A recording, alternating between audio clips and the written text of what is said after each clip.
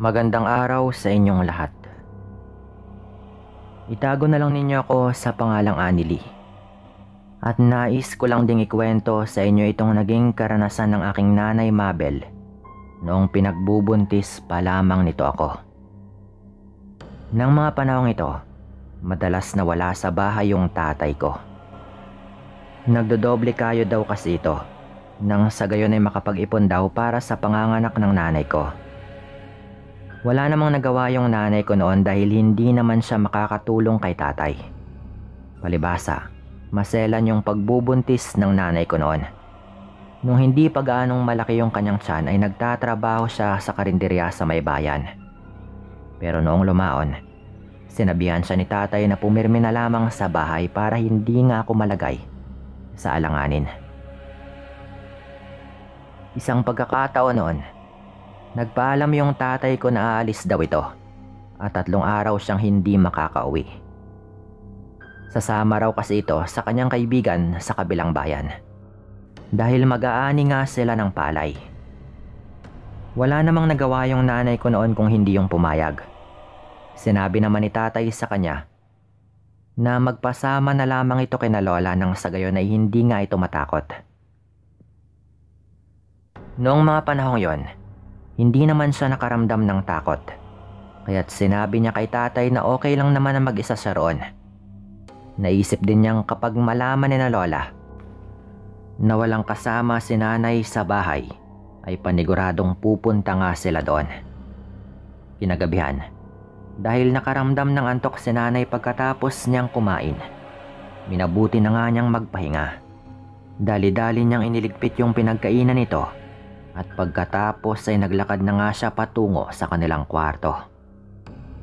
Nasa kalagitnaan siya ng kanyang paglalakad nang makaramdam siya ng kirot sa kanyang tiyan.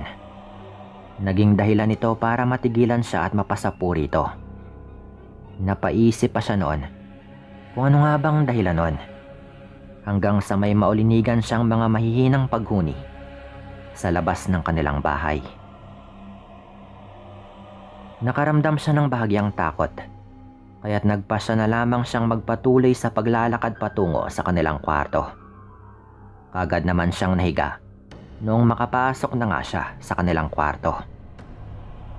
Habang ganun nga yung sitwasyon, may narinig siyang mahihinang pagyabag. Nangunot yung kanyang noo gayong sa wari niya ay umaaligid lamang yon sa paligid ng kanilang bahay. Nang sumagi sa isipan ni nanay na baka aswang yon, ay kaagad siyang nakaramdam ng takot. Sa kadahilanang yon, kinuha niya yung buntot ng pagi sa ilalim ng kanilang higaan at hinawakan yon. Nagpatuloy yung mga pagyabag na kanyang naririnig na paminsan-minsan ay tila parang tumatakbo pa. Nanatili naman noon yung nanay kong nakaupo sa kanilang kama at nagmatsyag lang sa paligid.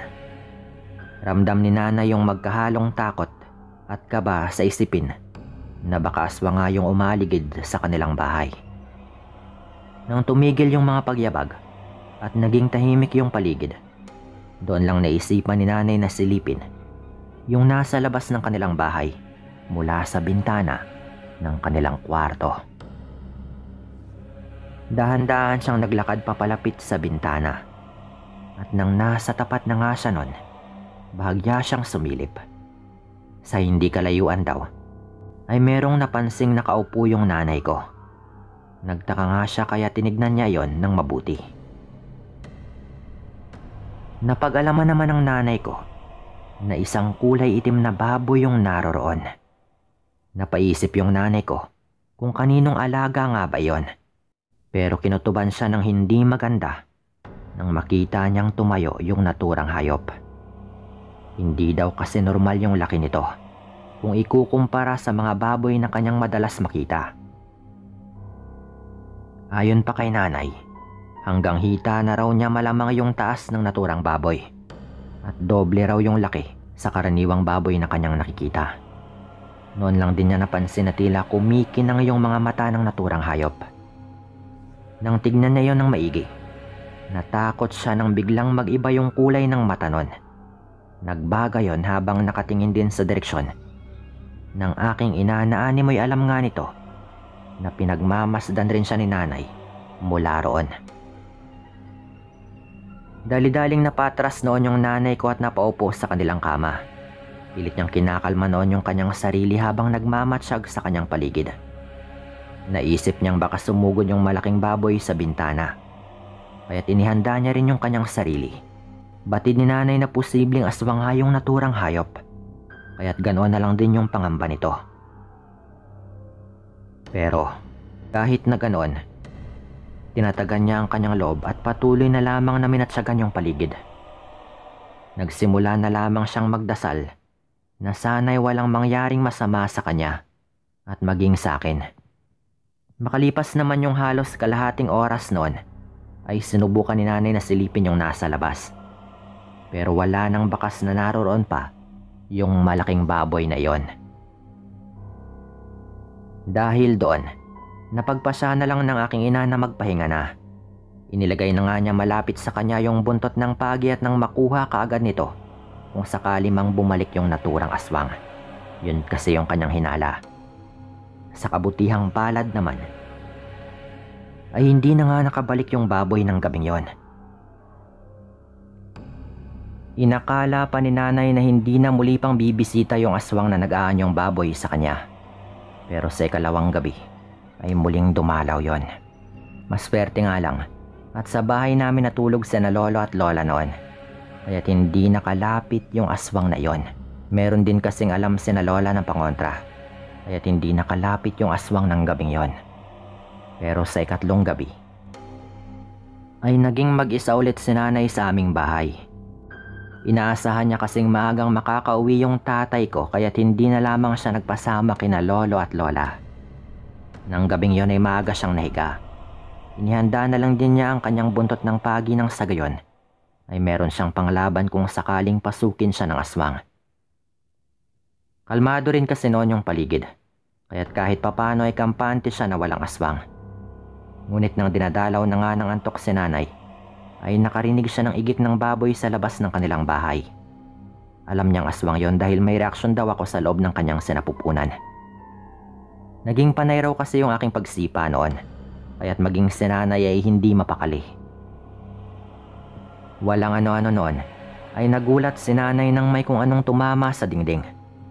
Noong una ay inisip niyang baka sinusubukang baklasin ng aswang yung dingding ng kwarto. Ngunit nang maisip niyang tila iisang bahagi lang yung pinagmumula ng ingay, napagtanto niyang binabangga ng baboy yung dingding. Kinabahan noon yung nanay ko dahil baka masira daw ng aswang yung dingding. Sa kadahilanang ito ay napasigaw na lang siya at sinabi niyang kilala niya yung aswang at papupuntahan ito kay tatay kinabukasan kapag hindi pa rin tumigil sa kanyang ginagawa. Hinahagupit din ni nanay yung hawak niyang buntot ng pagi sa may sahig at nang makagawa yun ng ingay ay biglaang naging tahimik yung paligid. Sinabi pa ni nanay na kung papasok yung aswang ay hindi ito magdadalawang isip na gamitin yon. Hindi alam ni nanay kung nagawa niyang takutin yung nilalang at baka nadala lang talaga yon dahil sa pagsigaw-sigaw na kanyang ginawa. Dahil pagkatapos niyang sumigaw at magbanta sa aswang na yon ay naging tahimik daw yung paligid. Dahil sa nangyari hindi nakatulog yung nanay ko. Binantayan niya ang kanyang paligid dahil baka magtagumpay raw yung aswang sa kung anumang pinaplano nito. Sa kabutihang palad naman, hanggang makauwi yung tatay ko sa bahay ay hindi na rin nakabalik pa yung naturang aswang. Mangyak-ngyak na naikwento ni nanay kay tatay ang naging karanasan nito. Sa kadahilanang ito, sinabi ni tatay na papasamahan na lang talaga niya si nanay kina lolo at lola hanggang sa matapos nga yung kanyang dapat asikasuhin. Natakot na rin kasi siya na baka muling bumalik yung aswang at matsyempohan niya si nanay na natutulog. Dahil naroroon na rin yung tatay ko, nagawa ng makatulog ni nanay ng mahimbing. Dahil kampante siyang hindi naman siya pababayaan ng aking ama kahit na ano pa man yung mangyari. Sinabi pa ni tatay na kapag matapos na nga yung kanyang trabaho, ay hindi na ito aalis pa at pipiliing sa bayan na lamang namin siya maghanap ng mapagkakakitaan. Nang magising nga sila kinaumagahan, Kaagad na nagpunta yung tatay ko sa bahay ng mga magulang ni nanay. Ibinalita nito yung nangyari kaya't hindi rin nagdalawang isip yung mga magulang nito na pumayag sa sinabi ng aking ama na manatili muna sila sa bahay namin. Nang mga sumunod na gabi, kasama na nga ni nanay yung kanyang mga magulang. Naging alerto naman yung mga ito, lalo na kapag may mga ingay sa paligid. Kapag ganoon, ay lumalabas raw kaagad si lolo para tignan kung ano nga bang nangyayari. Hindi naman nagpakita noon yung malaking baboy na nakita ni nanay. Naisip nilang marahil ay natakot na nga ito, gayong may kasama na yung aking ina. Pero isang gabi, mahimbing na nga noon yung tulog ng mga magulang ni nanay habang siya naman ay tila hindi makatulog. Naiinitan siya ng mga sandaling yon at pakiramdam niya ay napaka-irritable daw nito. Naisip niyang baka dala lamang yun ng kanyang pagbubuntis sa akin, gayong malapit na rin yung kabuwanan nito. Pero nang makarinig siya ng ingay na pag-igik ng baboy sa may labas ng kanilang bahay, doon na nga siya kinatuban. Dali-dali siyang bumangon at pinuntahan yung kanyang mga magulang. Ginising niya ang mga ito upang sabihin yung kanyang narinig. Mabuti na nga lang at nagising naman agad yung mga ito. Sinabi kaagad ni nanay yung kanyang narinig at sakto naman na natapos na nga siyang magsalita ay nakarinig silang tatlo ng pag-igik ng baboy. Mahinang napamura yung ama ni nanay at kinuha yung buntot ng pagi. Hindi muna ito lumabas at nagmatsyag na muna sa kanilang paligid. Naging magkakasunod naman yung pag-igik na kanilang naririnig. Kaya't naisipan muna ng ama ni nanay na sumilip sa bintana. Narinig na lamang nilang napamura ito dahil may nakita nga itong malaking baboy na nakaabang sa may labas ng bahay. Pinagmasdan daw muna yon ng ama ni nanay. Hanggang sa mapansin nga niya yung pag-iba sa naturang hayop.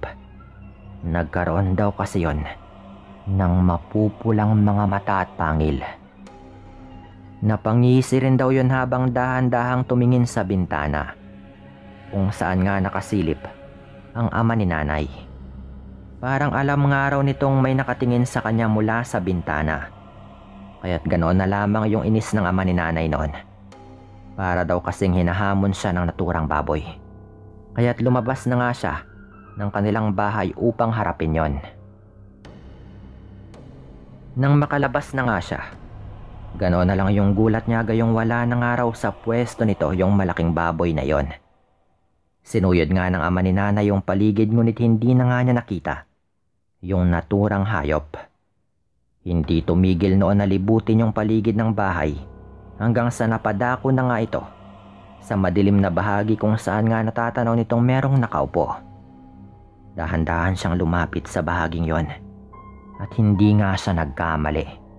Naroroon kasi yung malaking baboy, kaya't bago pa man tuluyang makalapit yung ama ni nanay, ay lumabas ng araw ito roon. Napangisi pa raw yung malaking baboy, dahilan para bahagyang mapatras si lolo. Inihandaan na nga nito yung kanyang sarili, at baka sugurin siya ng malaking baboy na yon. Hindi nga nagkamali noon si lolo, dahil sinugod nga raw siya nito. Pero mabilis yung galaw ng naturang hayop na hindi inaasahan ng ama ni nanay. At dahil doon ay nagawa siyang tamaan ng malaking hayop at natumba ito. Napaungol na lamang si lolo noon dahil sa kanyang naging sugat mula sa matutulis na kuko ng malaking baboy na yon. Bahagya pang natakot si lolo nang ambahan na sana siya ng atake noon. Ngunit mabuti na lang at hindi no na ituloy dahil lumabas si lola at tinulungan si lolo. Sinabuyan niya ng asin yung malaking baboy dahilan para mapasigaw ito nang matamaan ito ng asin. Gagamitin din daw sana nila yung buntot ng pagi, pero mabilis raw itong tumakbo palayo. Walang lingon-lingon yon hanggang sa tuluyan na nga rin itong nawala. Mabilis namang nilapitan ni lola si lolo at tinulungan. Pumasok na lamang sila ng bahay at ginamot yung sugat ni lolo. Nang gabing yon ay nagbantay sila. Naabutan pa nga raw sila ni tatay kaya't hanggang sa mag-umaga ay hindi na rin sila natulog. Dahil inaasahan nilang babalik pa yung aswang na yon, Napagpasaan nga ng aking mga magulang na sundin yung payo ng mga magulang ni nanay. Nanatili na muna si nanay at tatay sa bahay ng mga magulang nito hanggang sa may panganak na nga ako. At bumalik na rin sa dating oras yung trabaho ng tatay ko. Kaya't bumalik na rin sila sa bahay. May mga paramdam man noon yung aswang, ngunit hindi na raw yun ulit nakita pa ni nanay, lalong-lalo na yung malaking baboy na yon. At noong nagtagal ay wala na rin daw silang naramdaman. Dito ko na rin po ito tatapusin at maraming salamat po.